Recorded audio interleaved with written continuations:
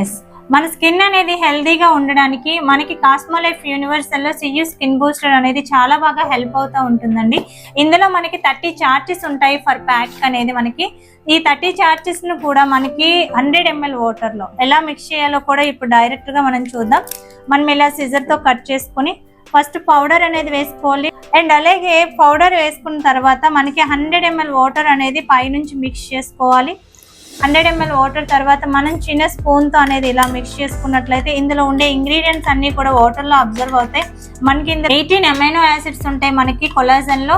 And చాలా సాఫ్ట్గా and orange ఫ్లేవర్లో ఉంటుంది. తాగడానికి కూడా చాలా టేస్టీగా ఉంటుందండి. Thank you.